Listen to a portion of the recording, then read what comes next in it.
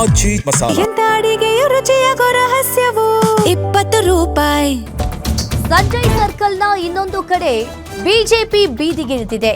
ಇನ್ನು ತಮಿಳುನಾಡಿಗೆ ನೀರು ಬಿಡೋ ಆದೇಶಕ್ಕೆ ಬಿಜೆಪಿ ಆಕ್ರೋಶವನ್ನ ವ್ಯಕ್ತಪಡಿಸಿದೆ. ಇನ್ನು ಬಿಜೆಪಿ ಕಾರ್ಯಕರ್ತರಿಂದ ಹುರುಳಿಕಾಳು ಚಳುವಳಿಯನ್ನ ಮಾಡಿದ್ದಾರೆ.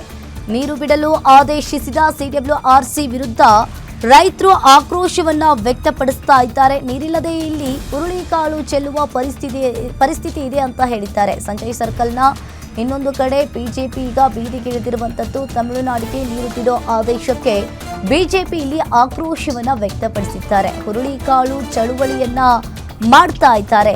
ನೀರು ಬಿಡಲು ಆದೇಶಿಸಿದ ಸಿಡಬ್ಲ್ಯೂಆರ್ಸಿ ವಿರುದ್ಧ ರೈತರು ಆಕ್ರೋಶವನ್ನ ವ್ಯಕ್ತಪಡಿಸ್ತಾ ಇರುವಂಥದ್ದು.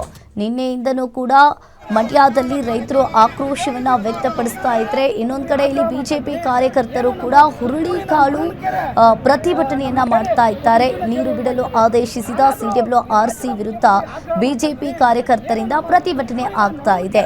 ನೀವು ಕೂಡ ದೃಶ್ಯಾವಳಿಯಲ್ಲಿ ನೋಡ್ತಾ ಇರ್ಬೋದು. ಕೈಯಲ್ಲಿ ಹಿಡ್ಕೊಂಡು ಹುರುಳಿಕಾಳು ಚಳುವಳಿಯನ್ನ ಮಾಡ್ತಾ ಇದ್ದಾರೆ ಬಿಜೆಪಿ ಕಾರ್ಯಕರ್ತರು. ಸಂಜಯ್ ಸರ್ಕಲ್ನ ಇನ್ನೊಂದು ಕಡೆ ಬಿಜೆಪಿ ಈಗ ಬೀದಿಗಿಳಿದಿದೆ.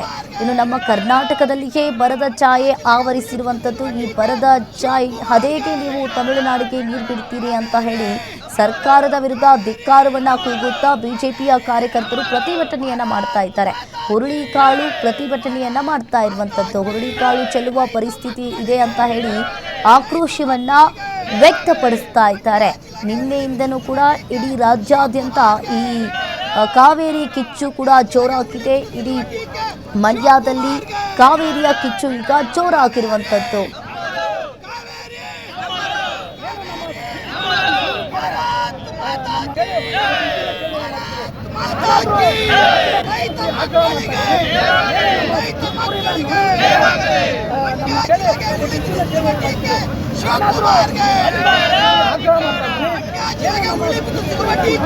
ಶಿವಕುಮಾರ್